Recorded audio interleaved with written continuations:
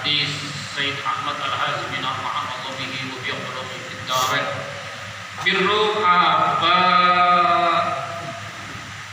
aba tabarruk, jawabnya dari birnya. Tabarrukum abna, kama qala Rasulullah sallallahu alaihi wasallam. Hadis 443. Cocok nggak tadi? Cocok. Birru, baktilah kalian akun terhadap bapak kalian. Maksudnya adalah bapak ibu ya. Baktilah kalian kepada bapak ibu kalian. Tapi yang disebutkanlah sudah biasa itu ya, menyebutkan sebagian, maksudkan semuanya, menyebutkan salah satu, yang dimaksudkan adalah dua. Iradatul kul, itlaqul juz wa iradatul kul, atau itlaqul ba'd wa iradatul kul, itlaqul juz wa iradatul kul, menyebut salah satu, tapi yang dimaksudkan adalah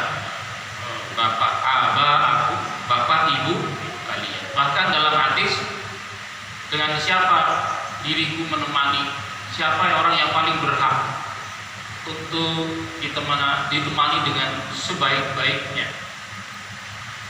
Maka kemudian jawabnya Nabi, ummuka, ibu, baru bapak. Jangan diartikan, ibunya 3 dong. Usah ya udah. Ibumu bukan ibumu 3, tapi ibumu 1, baru kemudian bapak. Tabarrukum, maka nih jawabnya dari fi'il amr yang menyimpan syarat. Tabarrukum, maka akan bakti terhadap kalian abna'ukum, anak-anak kalian. Abna'ukum, anak-anak, ini fa'ilnya ya. Itu sunatullah ya. Makanya sering ketika orang tua pada datang ke kita sambil nangis-nangis gitu ya, anak saya kok begini amat, saya sudah malu banget ngaji, Pak Ustadz sudah saya ikutin terus, masih begini. Sederhana, coba kilas balik masa lalu kamu terhadap ibu kamu, terhadap bapak kamu. Oh iya, udah ya, selesai ya, segitu aja. Sadarnya ketika dulu masa kanak, sekarang udah soleh kan, tapi kan lewat proses dulu kanak-kanak turun aja kayak apa sama bapak sama ibunya. Ya saat ini neng kita sholat jamaahnya nggak tinggal, tapi dulu kayak apa, gebleknya sama orang tua, ngomongnya orang ngomong teriak-teriak, bentak-bentak. Ketika menyadari, dia istighfar atas masa lalunya, selesai meredam gejolak anak-anak yang tadinya brutal, pada berubah. Jadi subtrafiknya adalah kembali kepada diri kita sebagai orang tua. Orang tua itu kadang-kadang banyak sombongnya, ya nggak Pak? Ya. Kalau saya nanya santri, ya nggak santri ya nggak? Pokoknya apa saja bener, apanya biar berlalu masalah. Pokoknya nggak ada kamus. Memang begini, dalam bakti sama orang tua, nggak ada kamus orang tua salah, kecuali hal yang berdosa seperti menyebutkan Allah ya. Contoh misalnya gini, pernah kejadian, Pak, jalan ke arah kota ke sini. Ini saya bener kan posisinya. Orang tua ngotot, kamu anak bocah ngerti apa sih? Udah ikutin saya. Karena saya ngeyel, Pak, bukan itu. Udah kamu ikut aja. begitu dijalanin, yang benar saya, Orang tua salah nggak? Orang tua salah nggak? Orang tua salah. Itu sombongnya orang tua. Tapi bagi orang tua, anak yang bakti dalam bab kebaktian kepada orang, nggak ada salah. Kebalik, sekarang orang tua sakit hati karena kesalahannya orang tua itu kemudian diingatkan sama anak. Sakit hatinya orang tua, meradangnya orang tua, merananya orang tua, mengundang murka Allah tidak? Mengundang murka Allah. Makanya nggak ada kamus istilah orang tua salah bagi anak-anak yang berbakti, apalagi benernya orang tua. Baik tuh, bocah, diinget. Apalagi benernya orang tua. Debat nih orang tua sama anak, yang menang, yang bener anak. Tapi orang tua beradab nggak? Bocah dilahirkan, dibiayai gede ini. Nah kalau orang tua beradab mengundang murka Allah tidak? Kan bener, anak bener, tapi bukan masalah bener salah. Masalahnya adab bagaimana menyenangkan orang tua. Saya ulang lagi, apalagi benernya, salahnya saja mesti dibenerin. Ya, santri, dari tadi ngelamun aja mikirin apa sih? Oh iya, satu pekan habis liburan. Ya. Saya dulu waktu mondok itu bantalnya masih berasa banget, HP-nya masih berasa, gitu. Kasurnya, ya enggak? Ya enggak? Nah gitu, makanya pelong dari tadi pelong. Apa santri boleh pegang HP apa ya? Mau nggak? Tuh kan, enak aja. Buat chattingan dong sama si Ono, ya kan? Nah, jadi gini ya. Halo. Ini kan kalau bapak tuh sudah kedaluarsa ya, enggak maksudnya kedaluarsa. Tapi ada kebaktian kepada orang tua sekalipun orang tua sudah meninggal. Kan Nabi pernah ditanya oleh seorang sahabat, hal baqiya min birrin abawayya ay ba'da mautihim. Adakah kebaktian kepada orang tua yang sudah tidak ada? Nabi tegas, ya ada. As-salatu ala janazatihim. Nyolatin. Oke, sudah kelewat. Wal istighfaru alaihim. Memohonkan ampun kepada Allah atas keduanya. Kelewat apa belum? Ayo biar tumbuh nanti anak-anak kita yang memantun. Kalau orang tua kita udah gak ada. Wa iqadu ahdihim.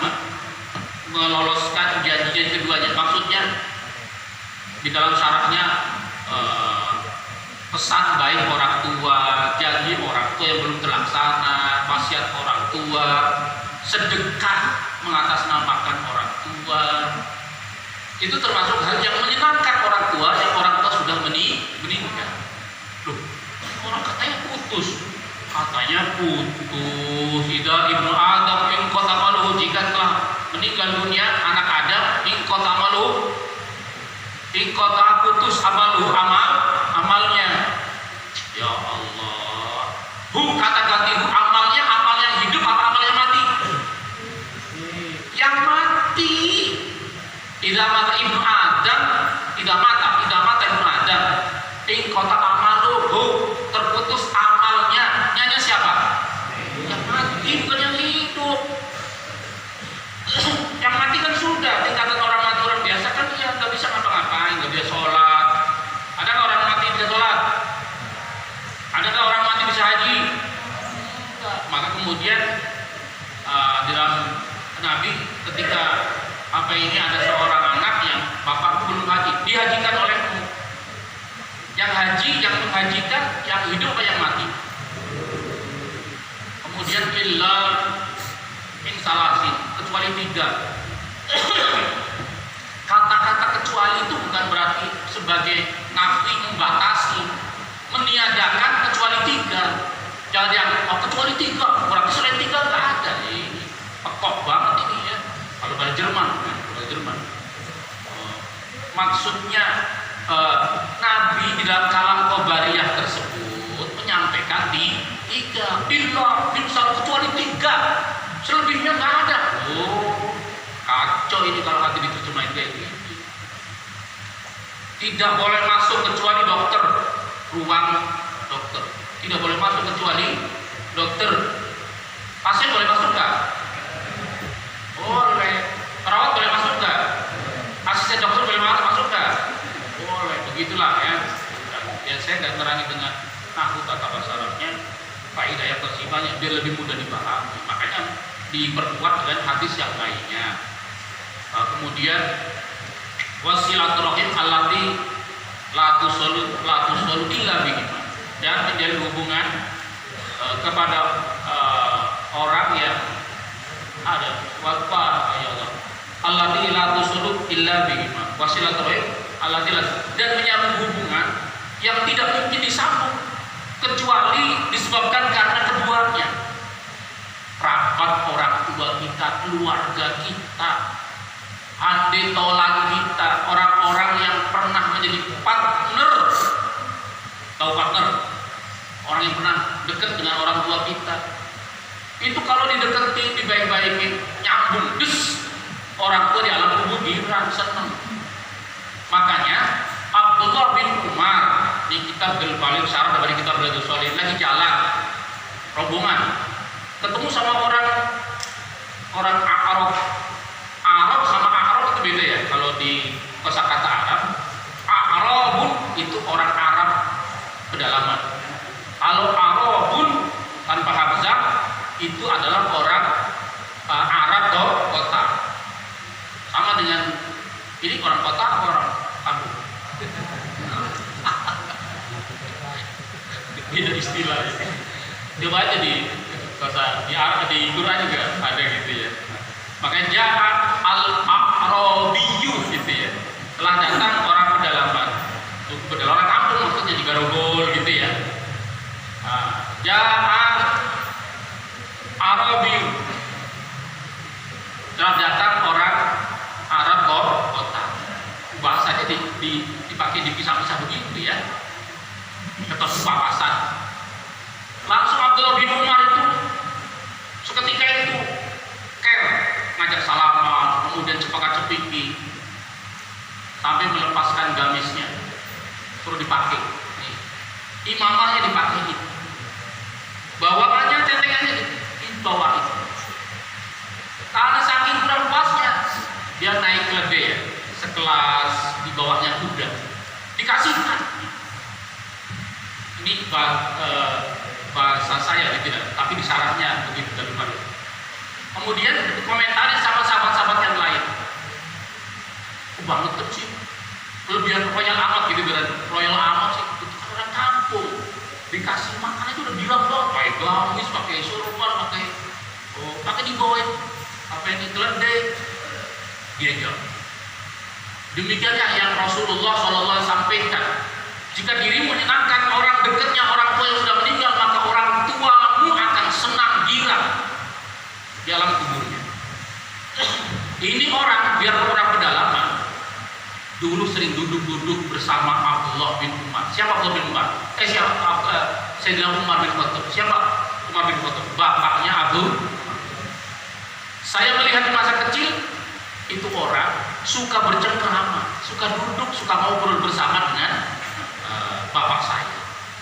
Yo, yang punya bapak sudah tidak ada, gitu ya. Kemudian apa ini cari buat nyenengin, motornya dikasihkan.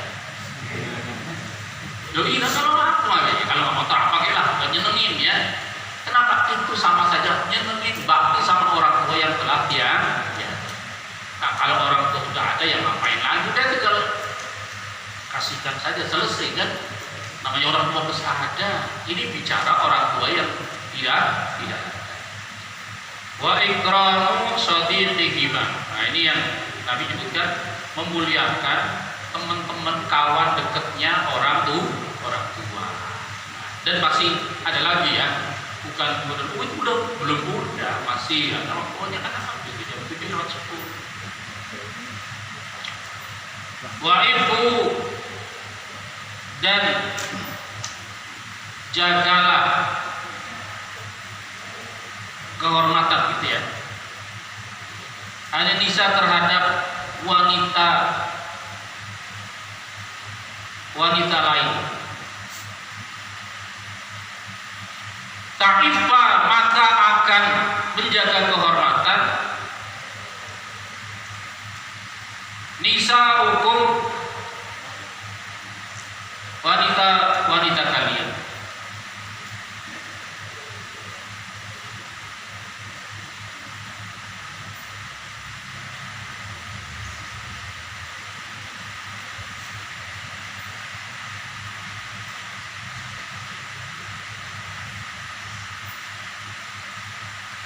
Jangan ini ya, ada orang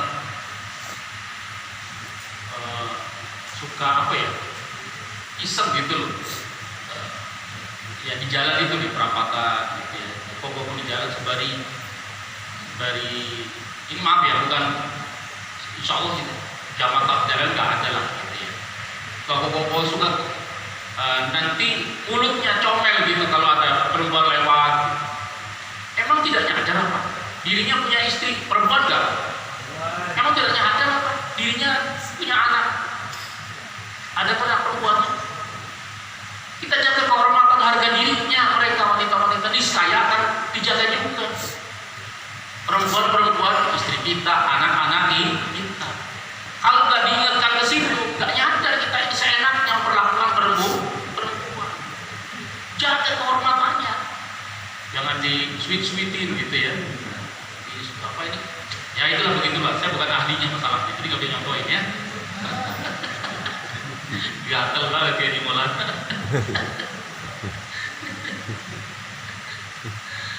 Lanjutin ya. Waman turus sila. Waman dan orang siapa yang turus sila. Ini kalau diartikan bahasa kita, tulisan kita dulu kesain. Waman utai sapa wonge turus sila kang den wenehi alasan. Maksudnya di ayat aqdar ilaih, barang siapa yang diberikan argumen untuk beralasan dalam rangka minta maaf. Kenapa mengambar? Maaf ya, maafin saya begini ini alasannya logis. Barang kalau saya artikan dengan terjemahan, siapa yang dimintai maaf? Ada orang minta maaf, ilai padanya orang. Kalau yang kemudian dia tidak menerima si orang itu yang diminta maaf,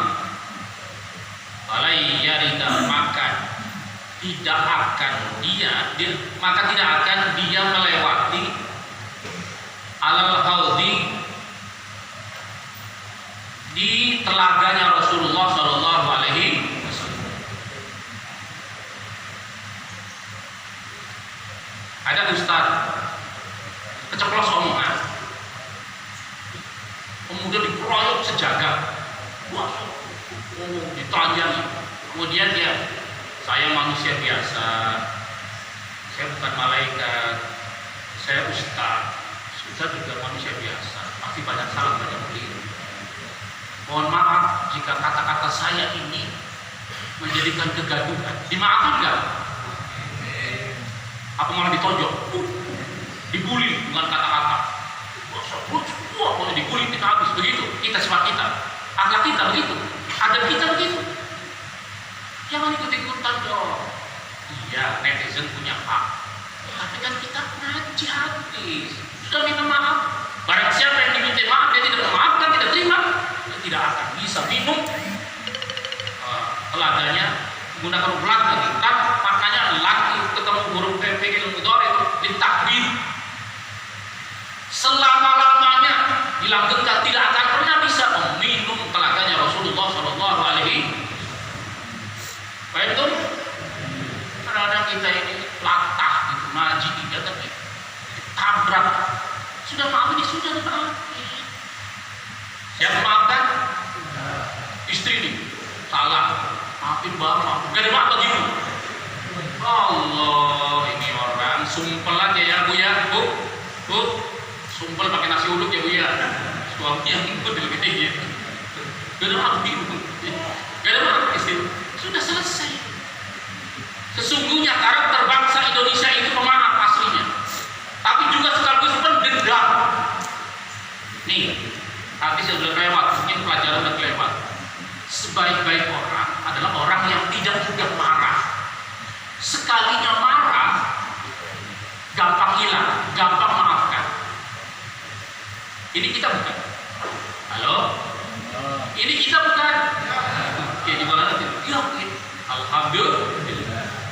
Kita ini tidak gampang benci, tidak gampang marah. Itu bagus banget. Jempolan Nabi itu menempatkan orang yang sebaik-baik orang, stok-stoknya orang. Sejelek-jeleknya orang yang gampang tersulut marah.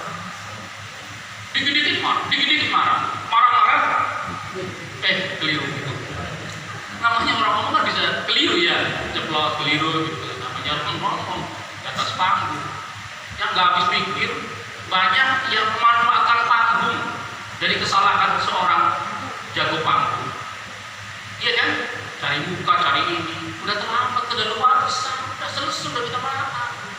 Betul tidak? Nah, jadi sudah selesai, udah beratnya, udah orang Korea minta maaf, kita maafin lah. Ikhlas kira-kira. Tapi kan ada bersyarat. Ya, tapi nggak boleh manggung lagi gitu.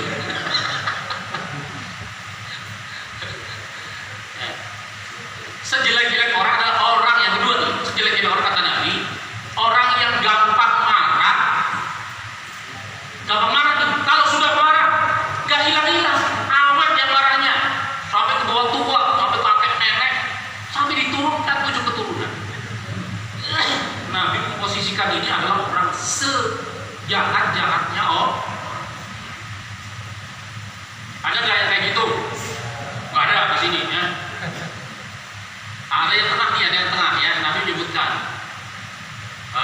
sesedang-sedangnya orang, maksudnya baik enggak, jelek enggak.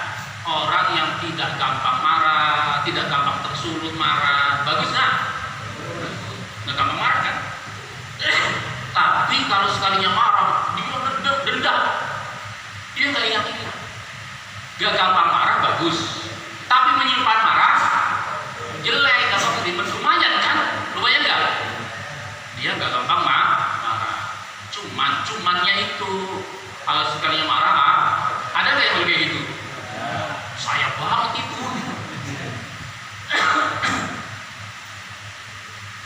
Yang terakhir, ada orang gampang marah, dikit-dikit marah, dikit, terus aja gitu. Aduh, tapi sekalinya marah, selesai sudah dia nggak ingat.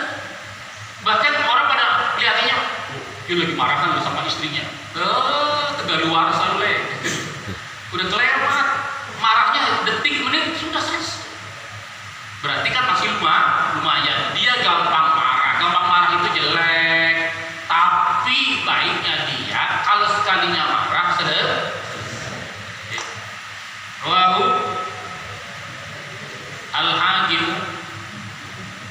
Imam Al-Hakim, An-Jabir sahabat Allah bin Jabir. Saya mau cerita fakta di Jelengsi ya. Mungkin di antara Ustaz yang ingin